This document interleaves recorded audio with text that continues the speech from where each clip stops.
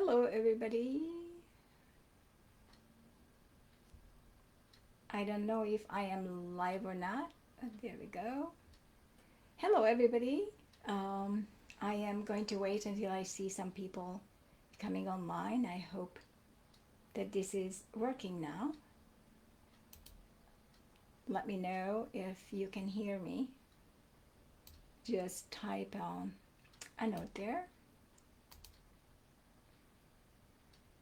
Let's see. There are a couple of viewers I can see, but I don't actually.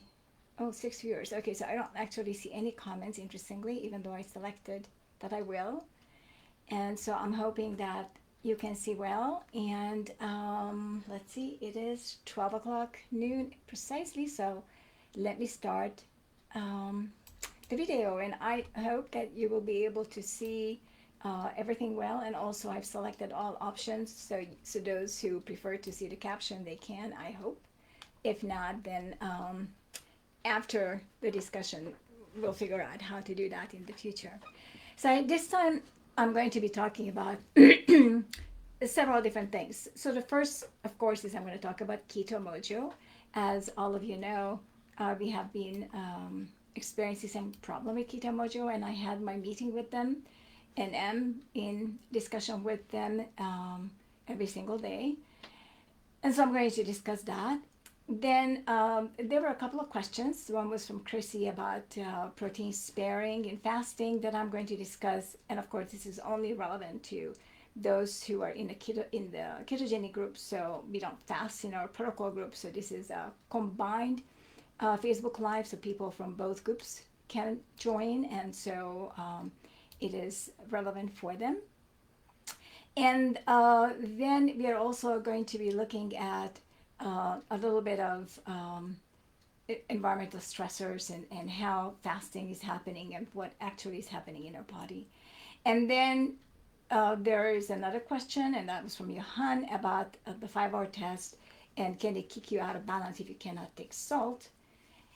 And then if we still have a little time, I'm going to talk about nutrients and how they are present in our body and why we should or should not be concerned about what we are eating and how that works. So let me start by talking about Keto Mojo a little bit. And let me actually ask in my admins, okay, they said I'm on. Okay, so you can see me. Super.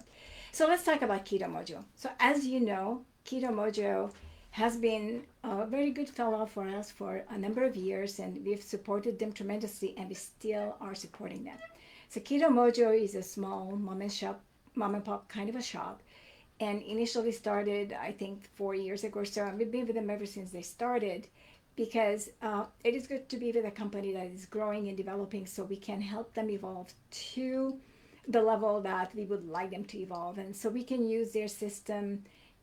And they can adjust the system such that it will benefit us. And so we've had a change in Keto Mojo in that they used to have, if you remember, the strips, the testing strips came in these little bottles, and I still have some of those test strips.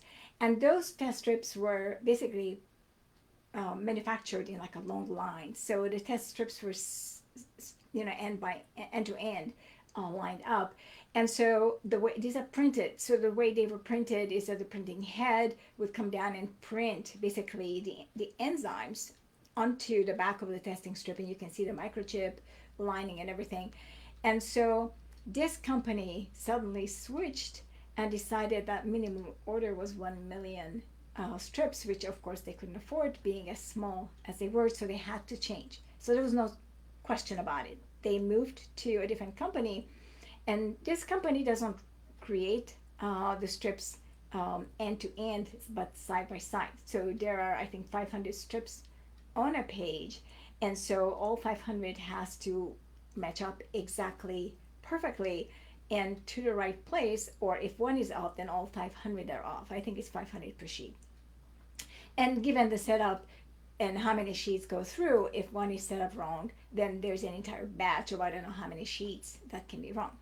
And so this is a little bit more complicated for them to set up. And and they're working on it, and they also changed the equipment at the same time. I don't know if that was coincidental or it was driven by the change of the strip, but they had to also change the equipment, and so now it is wireless. It has all kinds of additional functions, which is super good. And they have also developed a new website 8, which I will be messaging about more and talking about more, which would allow you, if you wish, to connect with me online through Keto Mojo. And when, for example, you do your 5-hour test, it will automatically send me the data. I haven't seen it yet. I'm set up as a practitioner, but I have yet to learn how that works. So I will detail that later as time goes on. But back to the accuracy problem that we have discussed. And so I had a lot of discussions with them about this, and certainly there have been several batches that didn't turn out right, and they were wrong or incorrectly printed, I guess, and so they gave erroneous results. But our only way that we have so far been testing these strips were to take 2 or 3 samples from our fingers to see if they're close enough, and they oftentimes aren't close enough. And so I had a discussion with them about this, and then they said, hold on, really, truly, this is what they recommended originally on their website. If you remember, the old website said take 2 or 3 samples and average them. So that is what we did. But actually, what you should be doing instead is when you get a new batch, when you order it, make sure you have the control solution, and make sure, which is something that I'm out of at the moment, so I can't show it to you. But what you should do is get the control solution, wipe off really good, make sure it's clean, shake it up really good, put a drop on the top of the cap, and use one of your strips to take a sample and a read. And so it's going to tell you whether it's within the ranges that are written on the box. Great. Don't stop there. Pull out 3 or 4 more strips, wipe off the drip, repeat the same control fluid, and take another read. And do it 3 or 4 times for each box until you feel comfortable. And not only should they all be within the range, of course, on the box, but they actually should be pretty close to each other. And so this is how you can test. And the reason why this is better this way than testing with the blood on your fingers is because every time you press the blood for more, press your finger for more blood, even if it's the same prick, the blood glucose actually changed.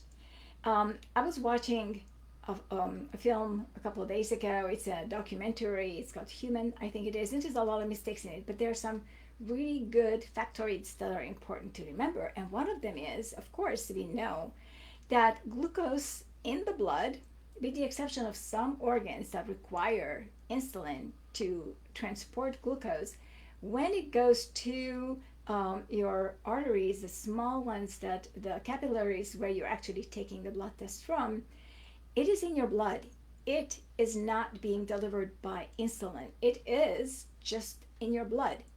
And the level of blood glucose changes continuously. And in fact, within 1 minute, your blood glucose content in your blood can completely change, either because of insulin or because of passive diffusion, which is something I will also talk about. And so if you take a blood sample and you took it and then you wait that 5 to 10 seconds, depending upon its glucose or ketones, and then you wipe it off and press it again, about 15 seconds has passed. In that period, already the glucose changed. So you can't really get twice the exact same blood glucose measures. Now, it doesn't mean that it should be very far apart. It should still be close, and it should be within the FDA regulation allowed 15 or 20%, depending on the country where you are. In the US, is 20%, which means that if your blood glucose, and I'm just going to say a number here, is 100 milligram per deciliter, the 20% in the US means it can be anywhere between 80 and 120. And that's because it's 20% below or 20% above. So the range is of 40% variability that is allowed as per the US FDA regulations. So while these manufacturers are trying their best to be as close as possible, it can't really be accurate because each and every finger is going to have a different blood supply, and it's going to have a different level of blood glucose. And so if you puncture your 2 fingers at the same time and you squeeze the blood glucose at the same time, and you have 2 meters and measure the blood at the same time from each, even then they may differ, even if the tester is exactly 100% accurate, because there will be different number of capillaries in one finger from the other, and there will be a different level of blood glucose in each fingers. The differences will be minimal, but there will be differences. It's never going to be identical. And so if you're using the control fluid instead, by definition, then the control fluid is always the same. It's a control fluid. It's not going to change from one drop to the next. It's not a moving target. And so if you keep on testing the control solution, you should be getting the same data. There will be variations, and that variation is going to be as a result of the meter. And so when I was talking to them by Zoom a couple of days ago, they actually went through a test of, I think, 5 times repeating it with the control fluid. And that control fluid had the range of, I don't know what, but it was their measures that they came off with. The keto mojo blood glucose meter was every single read that they had from the control was either from going from 110, 113, 116. So the range, as you could see, was within 3 to 6% error, which is extremely good. So we are talking about a very, very good unit here, but we haven't really been using it the proper way. In addition, I must also say that when you squeeze your fingers, so I, for example, did what they would be doing, which is wipe the blood off, squeeze another one, and take it. In addition to the fact that it changed, the blood glucose itself changed, it also changes because of the pressure you applied and because you caused the damage to your skin. The blood, in fact, right there changes. And you immediately will have a lot more clotting factors, a lot more sodium, a lot more other things in there. And so at the more samples you take, you're going to probably find the lower the level of blood glucose as you go. And if you get another finger, you may get a completely different reading. And so it isn't good to take so many samples from your fingers. So I recommend that you run the test with the control fluid to make sure that your batch is correct. So order your 50 or 60 or whatever. I think the new way is 60 strips per sample. Get the control fluid. It not comes with the set, or you can order it separately. And test each batch. Take random. So like they have little strips of, I think, like 5 or 6 strips on one panel. Take off one from each somewhere and use randomly and test each one and see if each line of strips in there is from a good batch. But basically that is what you're checking. And if it is, you wasted a couple of strips, but at least you understood that you can trust it, and then you don't have to repeat your blood test when you take a sample from your finger. You don't have to take more than one. So do that. Now, the differences between measuring systems such as the Keto Mojo versus Contour, which is that I recommended in the group to use as a spare or as an extra or in place of Keto Mojo for blood glucose, they're exactly the same thing. So, for example, I used up my control fluid testing my Keto Mojo. They sent me the latest test strips, which I also wanted to talk about. And I also tested the Contour with the control solution, and they're identically were varying within about 6 points. So they're really truly identical. It is possible that one, for example, the Contour, over time may actually show an average that is lower than, for example, Keto Mojo, or it could be the other way around. It seems that for some people it shows higher, for other people it shows lower. For example, Johan had a lot of problems, it's showing lower, and that was a European system. In my case, I had the problem that it was always showing higher, and so that was my problem. Of course, that was one of those bad batches that I didn't realize, didn't know. Now with the new batch, and I don't have that problem. In fact, yesterday after I ate, my blood glucose was 100 on Contour, 100 on Keto Mojo, and I used the old one, and then it was 100 on the new. So all three tested out to be 100, which is very rare that it comes out to be this exact. And this was after meal. And there may be greater variations if your blood glucose is higher or if your blood glucose is much lower. That I don't know because my blood glucose is normally always within 80 to 102. Rarely ever moves out of there. I just, some of you know, I was sick for a week and I was basically fasting for a whole week because everything just came through me like water right away. And the best cure for me was not eating. And I kept on checking my blood glucose and blood ketones, and it just simply didn't budge. I didn't eat. I drank salt and water, and I had coconut water once for some potassium, which of course all came out on the other end. I wasn't throwing up, just very bad diarrhea. Um, but my blood glucose and blood ketones was absolutely perfect all the way through, and I never went below 80 in blood glucose, and I never went above 2 in blood ketones. So it was perfect. No variability is expected. So if you know your own pattern like I do, then if a particular read suddenly is out of range, like 130 or 60, then you know that there's something wrong with that strip, and then you repeat. But if it falls within the range of 80 to 100, I would not have, or even 105, I would not have changed to reread because I know it's within my normal range and I would have expected it. Now, when you do a 5 hour test, clearly there's a difference there because there we are definitely looking for the kind of variability. And so I've talked to them and I sent several screen captures. I crossed out everybody's name. I whited it out so they can't see whose test it is, but I have sent them several tests. And also, Johan, a couple of days ago, put in a test where he actually gave me the data with green was Contour and blue was Keto Mojo.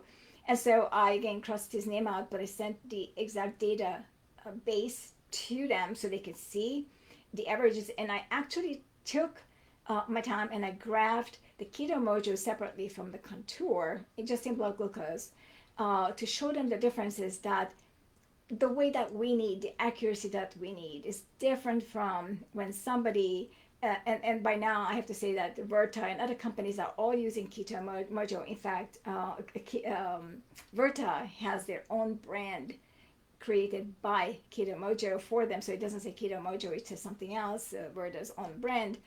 But those companies and those doctors who follow their patients, they're looking at huge sudden changes like a sugar crash or a very high blood glucose once or twice a day. They're not looking at what we do, which is the 5 hour test where we every half an hour we take a measurement. So I sent them the information and I sent them how accurate we need to look for and what we need to have, and what kind of graphs we create. So that actually will also, it looks like, be automated by them, by this website that they're creating, which I'm going to talk about.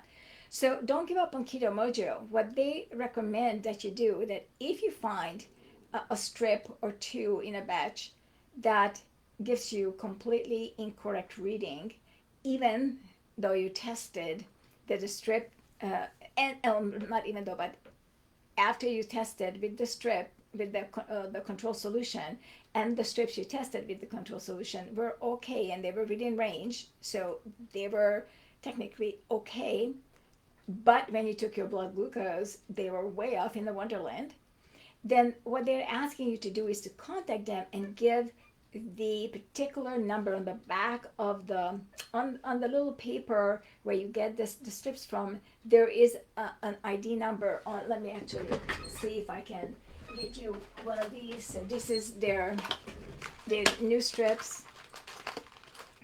Let me pull one out. It's two. So you can see, so this is the blood glucose strip.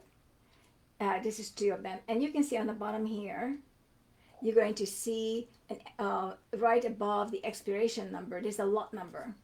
And so the lot number on this one is U, it starts with a U, and then 200022. So it is a 6-digit number, it's a lot number. And so what they're asking, that if you find some reading that is unrealistic for whatever reason, and you consider it to be a problem batch, that you send them an email or a text message. They respond right away. They're very good at that. And give them the lot number so they can test that lot to see they have a standard measuring system, a big equipment that measures the strip and compares it to a standard. They have a bigger machine that provides the accurate standard reading for a particular case. And so they can then see if it's an error of the lot, then they can pull the lot from everyone. So help them by reporting. So rather than just trashing, which is what we all did, give them the lot, send them the lot number, request an exchange, and send the thing back. They will tell you what to do. I don't know if they want you to send it back. For example, in Europe, they may not. Um, I usually send it back to them, but they send me an envelope. So what they normally, if I send anything back, which I had in the past, they would first send me the new, and then an envelope in that, so that I can send them back the damaged product. So there's a way to handle this, and the way that we can handle it may improve the system overall for everybody in the future. So we need to consider that this is not a company to trash. There are a lot of companies that are coming up trying to compete with Keto Mojo, making Keto Mojo's life very, very difficult. But we have to accept that there is competition from everyone, everywhere, all the time. Most of them coming out from China or some similar places, and we may not know how good a quality this is. Keto Mojo is an American made product, it's an American company. I support Made in America, so I will continue to support Keto Mojo. This doesn't mean that you should throw out your contour. Au contraire, I use my contour as well because I want to see if, in fact, my blood glucose is the same on or similar in range in contour to Keto Mojo, because this is a testing mechanism that I have, because I can't use a control solution on every single strip because then I don't have a strip to test my blood glucose. But I can't compare it to a contour. But you have to understand that both may be correct because there are some allowances given for the differences. And so from now on, please do not take more than one read per blood drop unless it is an unrealistic range, in which case you want to first check with the control solution if that batch is an incorrect one. If it comes out correct, then repeat one more time. So no more than twice, please, anymore in the future. And if you use contour as well, then don't average. Put contour separately because I want to see if there's a variance and how much variance there is if you have the contour. So this is about Keto Mojo. Now I wanted to talk about the new strips a little bit. The new strips that they have is different in that the old strips that we've had problems with, first of all, they're very difficult to open in the package. The new, and it used to have a little hard piece of paper under the strip. The new one is activated in a different way. So it's activated and you open it. It has a spray activator and there's no stick behind it, and it's much easier to open. It's a different feel to the strip itself. So you will be enjoying that a little bit better. Now they have a new website. If you go on their website, you're going to see the My Keto Mojo or My Mojo, something like that is the name you're going to see. I don't know what it is because by now I'm signed in as a practitioner, so I get a different URL.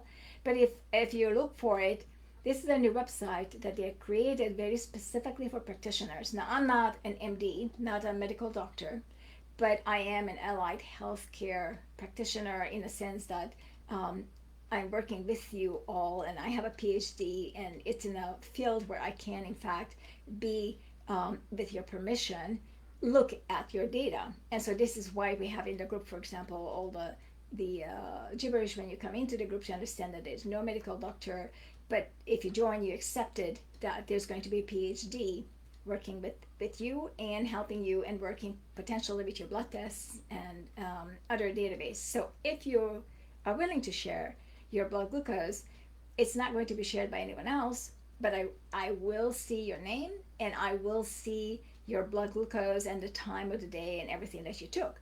So if you find this to be of use to you, then sign up for this service, and you're going to find me as a practitioner. Apparently I'm signed up here. I just haven't yet figured out what I'm seeing or what I do. You can sign up and it's going to show me, share with me, only with me. It's not going to be sharing the data with anyone else, only with me. So Keto Mojo will not have any access to it. Nobody else, only me. It's going to only notify me that you have uploaded some data. So if you have a day when your blood glucose is all over the place and you're concerned, you can connect with me. And whenever you check it, it will automatically immediately send the message to me. This is something unusual. I know that many doctors use this. I've never used it, so I don't know yet what to expect. So this is to try and see. And if you prefer not to, I totally understand. I'm not sure if I would share my blood glucose unless I absolutely had to, but some people may find it a good solution for them. I don't know.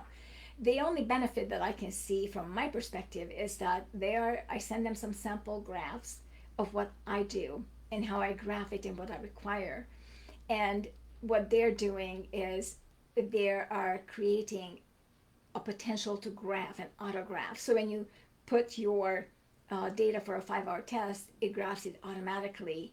And so not only I, but I think at that time you can immediately also see it. So it may have an immediate feedback. I don't know yet the details because I haven't done it. So I will update on this as they are updating me and as I have had the chance to look at and learn what it actually can do. All right. So we spent 25 minutes, that's pretty good, talking about Keto Mojo. So let me talk about some of the other subjects that were brought up. So first, let me bring a sip. For some reason, every time you have a Facebook Live, we have an extreme dry air, and so it's hard to talk with the dry air without water. So Chrissy was asking about the fasting protein sparing. And so again, this is only for the keto group. It is not for the protocol group. So if you're in a protocol group, then don't listen to this part, or just listen to it for the future, or if ever you would like to join the keto group. So in the keto group, we have a different way of eating, and we encourage fasting. And we have many different fasting ways, and one of them is a long-term fasting, where you can fast a maximum of up to 3 days. And in this period, there's a lot of literature about people lose lean mass, meaning lean protein. And so everybody thinks of this lean mass loss as, oh my God, I'm losing my muscles in my heart and everywhere else. And that's not the case. So think about a person who may have been very obese at the beginning of the ketogenic diet. I'm not talking about our group because this rarely exists, but outside of the group. How many testimonials have you seen that people on a ketogenic diet or on a carnivore diet suddenly lost tremendous amount of weight, hundreds of pounds indeed? But when you look at them, do you see any hanging skin? Because I don't.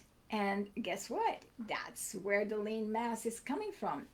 Because if today you go and you have a gastric bypass surgery, for example, or you go on, I forget now what the name of that TV show was, or you could lose, and they were making them exercise all day long, and a lot of people lost a lot of weight. In those cases, I should say, your body isn't able to use fat because you're just simply cutting your calories, and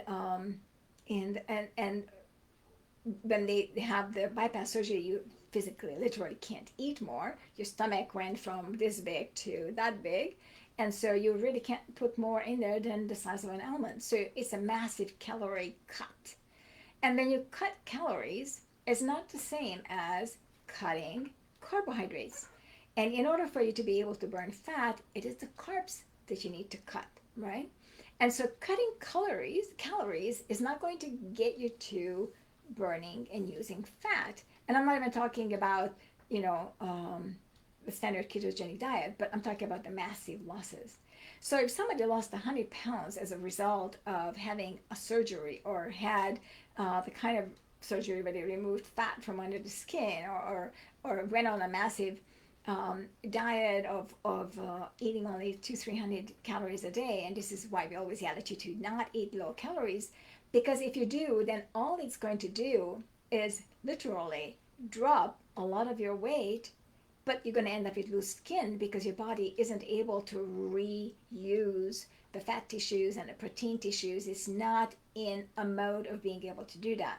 So in order for your body to be able to do that, you need to be in a catabolic state. Catabolic means self-eating. So it sounds bad, but that's the name of it. So you have to be in a catabolic state. And a catabolic state is, for example, ketosis. So when you're in ketosis, it's catabolic because what you do is you burn your own stored fat. You can also burn your own stored protein. So what is the own stored protein? And this is what Chrissy is asking about, because this is what is referred to as protein sparing. The protein that you eat is going to be used for, of course, creating new cells, creating your RNA and DNA. Everything is based on protein synthesis, your muscles.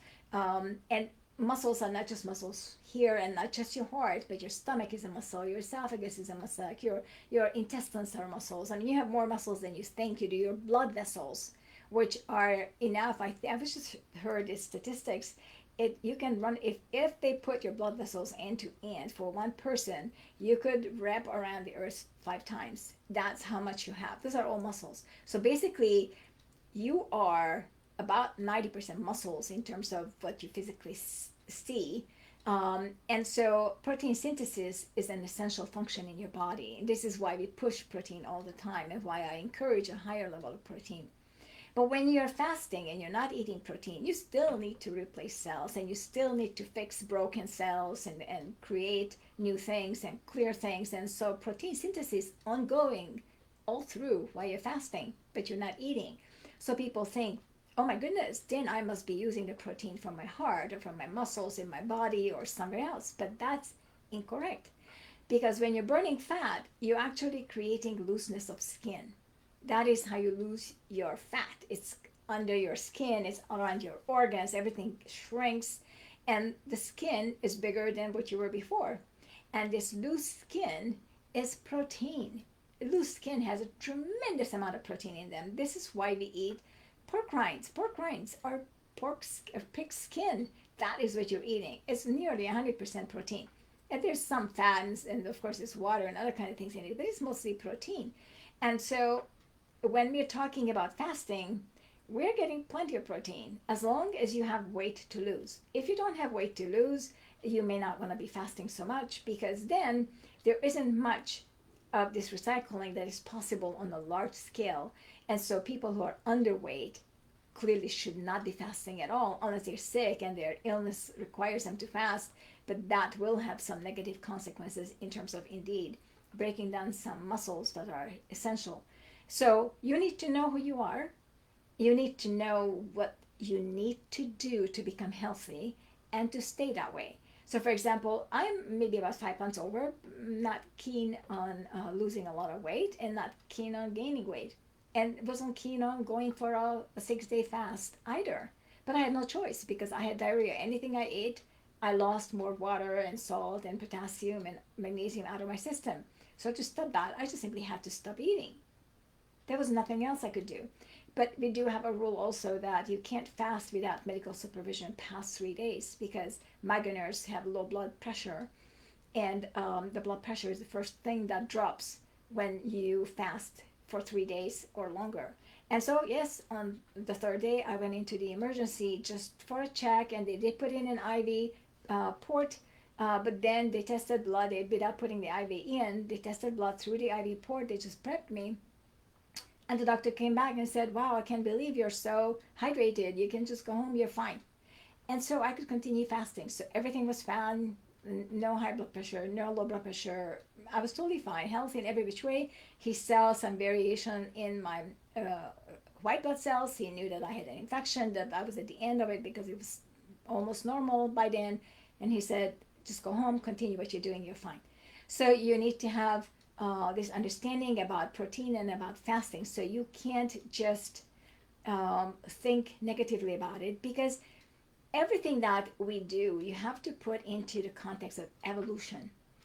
And evolution is something that it's not a smart thing. It's, of course, random changes.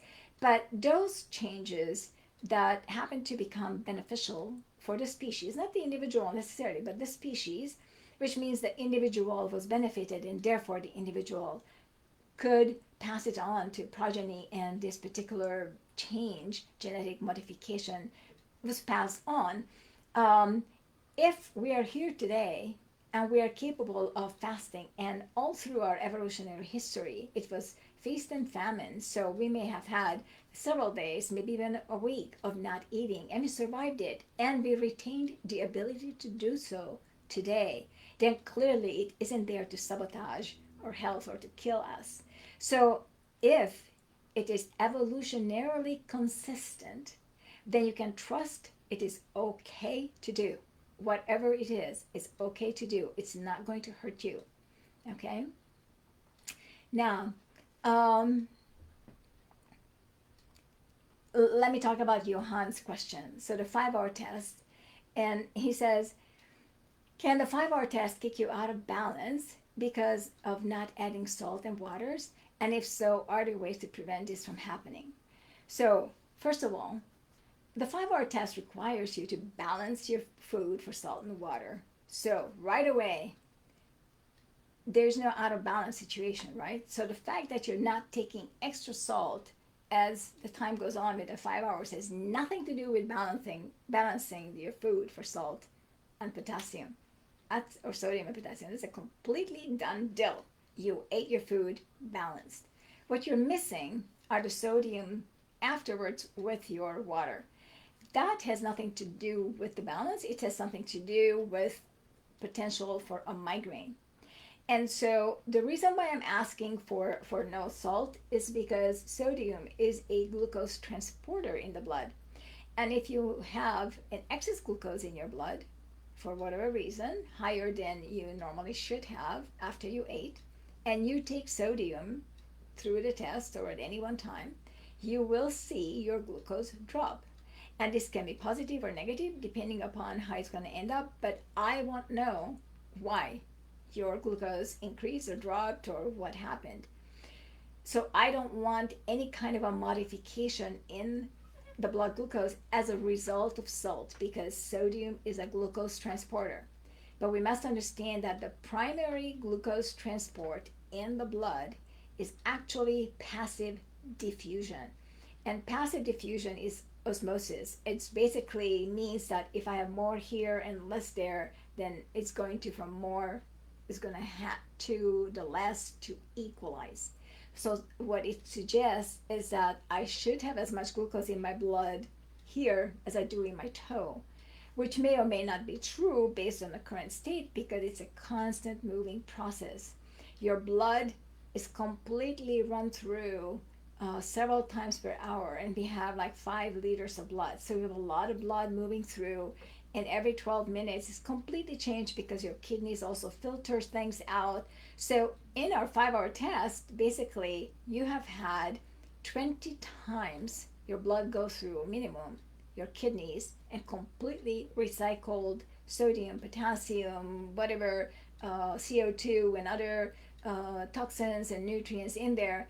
And so you basically have a brand new blood glucose poke with brand new level of blood glucose every single time you test it, because at every 12 minutes basically it's recycled, and we're checking it, our blood, every 30 minutes. So to add salt in this time is not advisable because you modify how the blood moves through the body. If you absolutely have to because you're coming down with a migraine, then you can, and note it there, and let's see what happens. But the trick is that if you balance your food for the test, and if you have been balanced for a while, then you shouldn't be getting a migraine. And if you do, that's a sign that you're not well enough yet. So whatever the test is going to suggest is going to basically say you still have a long way to go in healing. And of course, you can interrupt the test anytime you have a migraine. It's not a torture chamber. If you can't do the test, then you stop, and you can send me whatever you did, and you can say, I couldn't do anymore because I ended up with a migraine. And that's fine. At least we'll have an indication of your health at that point to that level. Okay? So you should not have this problem.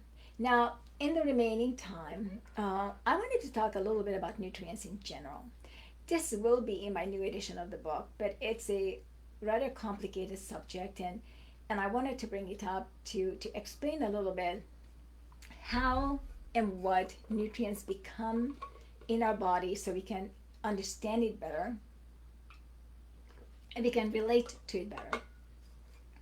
Um, you have seen me discuss this many times in the past, but I want to bring it up in a little bit clearer view.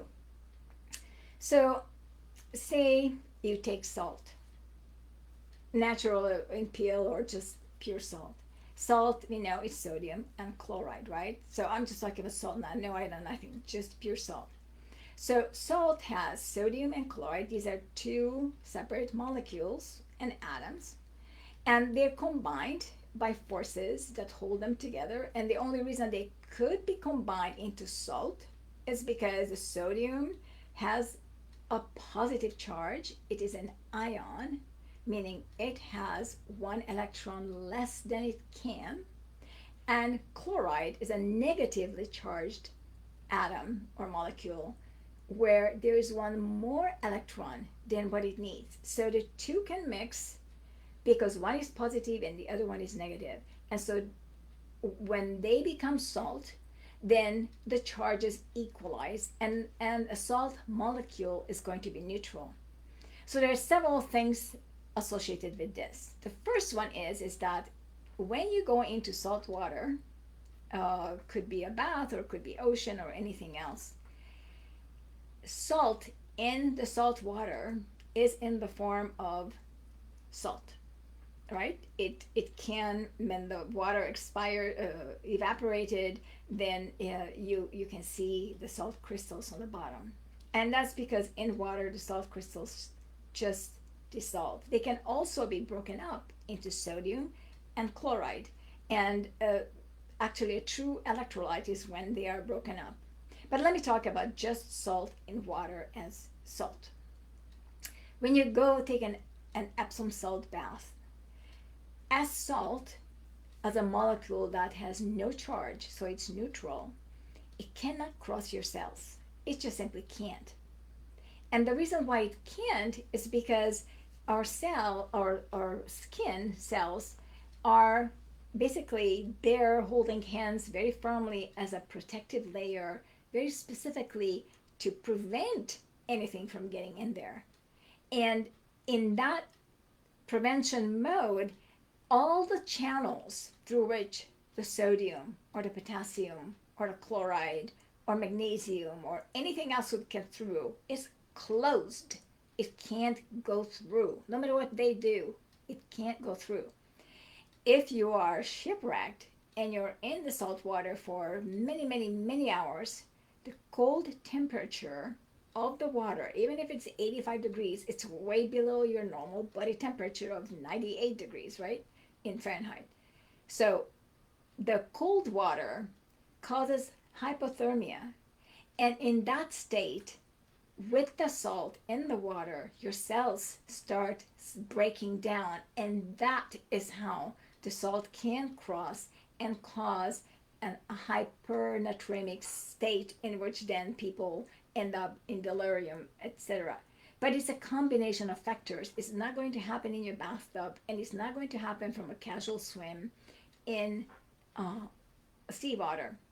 With this said and done, if you go to a pool, for example, or a lake or a river that is not salt water, just water, water can cross the skin. Now, very minimally so, and only the top layer, so it can't go into the body. In other words, you are not able to drink of water by simply submerging yourself in the pool. That's just not going to happen.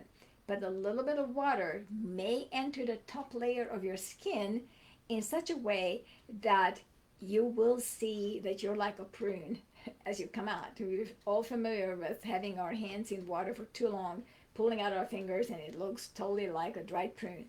And that's because when you put your finger into water for too long, we can take up only in the skin cell. It's not going to cross into the body, but the skin cell itself may end up taking up a little bit of water because water can't cross the cells anywhere in the body without any electrical charge associated with it.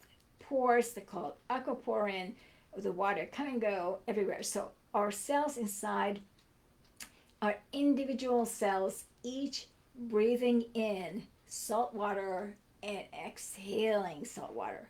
Instead of oxygen, for them it is salt water. So all the cells are continuously have water, fresh water, in and out, in and out, in and out through tens of thousands of aquaporin cells all through the cell membrane. And then they have tens of thousands of voltage gated channels that allow sodium to come or go, or potassium to come and go, or chloride to come and go, or magnesium to come and go, or calcium to come and go. Nothing can just go in other than water. That's the only thing. And glucose is similarly, it can't just go in. Glucose has to be somehow transported in. It can enter the cell interstitial space, which is the space around the cell, via osmosis, as I noted, the passive diffusion. But to get into the cell, for most cells, it requires sodium. And in some cells, it can go without any assistance. And in very few cells, it requires insulin. For example, to go when you eat food and to have the glucose pass your intestinal walls into your blood vessels, there are insulin gates. And that's because you want the glucose from the food, from the intestines, to cross into your blood vessels, but you for sure don't want the glucose to go back from the blood vessel into your intestines, nor do you want anything else to move that way. And so there are channels, voltage gated channels, for one directional move.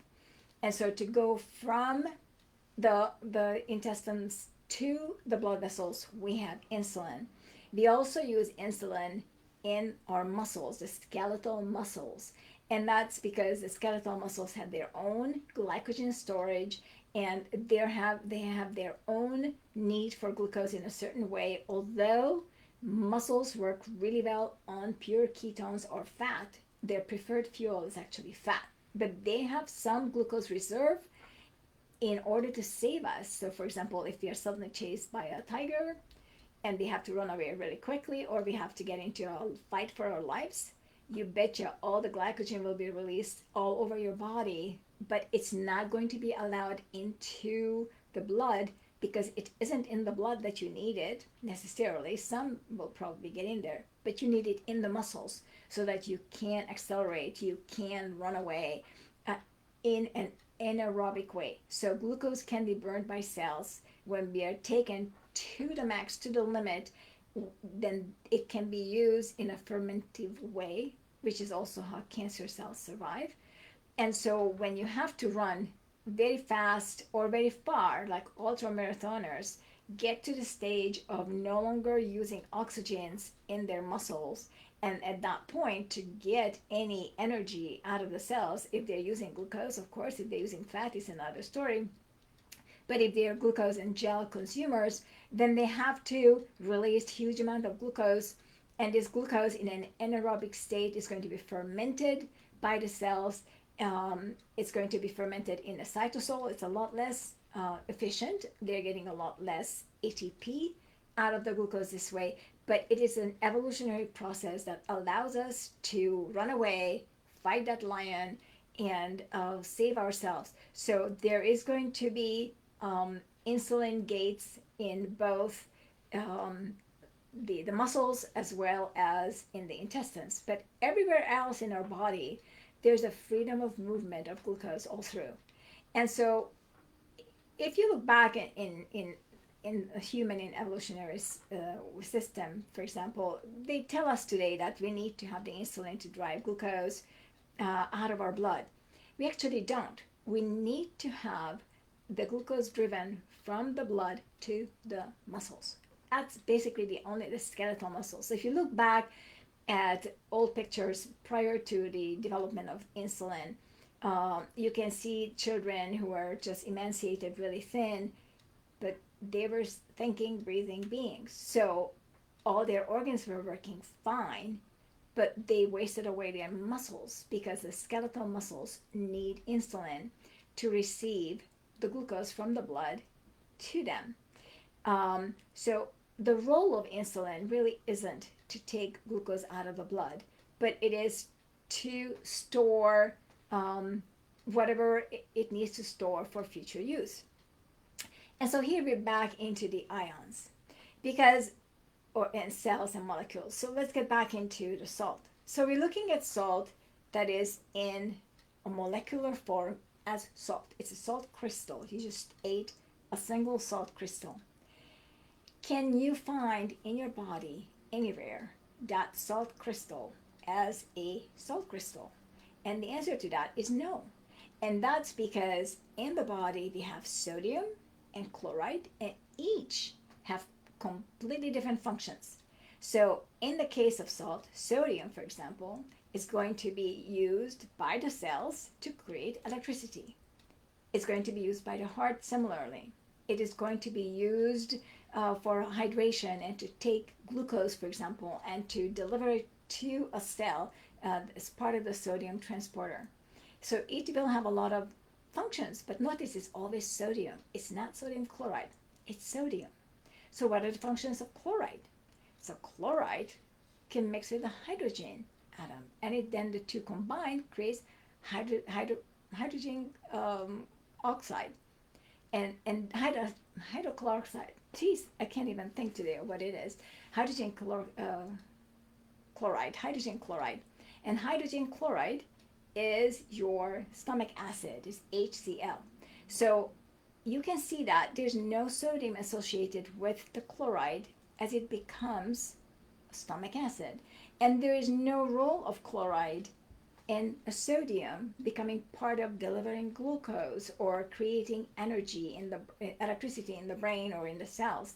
So these guys have different functions, so they have to operate separately. And if you look at anything else that you take, including glucose, what is glucose? It's a bunch of carbon, hydrogen, and oxygen atoms. Each of them is going to work separately, completely differently. What is fat? It's the same in a different composition, and there are some additional sulfate molecules. So what is protein? It's the same. It just also has carbon in it. So everything is in a molecular form that when you eat the food, everything you eat is going to break down into these elements. It's going to be nitrogen, carbon, hydrogen, sulfur, chloride, sodium, magnesium, calcium. Everything is going to be individual electrically charged ions so that they can, in fact, contribute to body function. Look at ATP. We know that ATP is what drives everything in our body, right? And ATP is the molecule, is an energy molecule that is created by the mitochondria. How is that created? It is created by dropping off hydrogen. So thereby the energy that the dropping off of that hydrogen atom or electron, I should say hydrogen is an electron, it's called a proton, it's dropping it off. The energy created by the dropping off action is what ends up being ATP. That is the energy that we use. So by me lifting this bottle, by me talking, by me breathing, by me doing anything whatsoever is because hydrogen atom dropped off of something or added to something. It could be other atoms, not just hydrogen. But you have to see your body as a collection of chemical elements. It isn't that you're looking at your fingers. Your fingers are made up of chemical elements that work together to make it appear like you have a finger. But everything within it requires these individual elements that are chemicals, that are building blocks for what we do. And so those of you who have a hard time with saying goodbye to carbohydrates or crying over some food that you have really liked over your lifetime, think about nutrients this way. Think about nutrients such that it is really truly nothing more than a bunch of electrons going left and right and connecting to something or separating from something. That is all that we are made of, and that is what makes up what we are, what we do, how we think, and how we are. And once you know how the system works, you can then better relate to your migraines as well, and you can better understand what may help or hinder your healing. And I hope that this very difficult subject was enough to understand. And if not, please ask questions and we can talk about this. Then I'm glad to answer any questions in the group. See you later. Have a great weekend.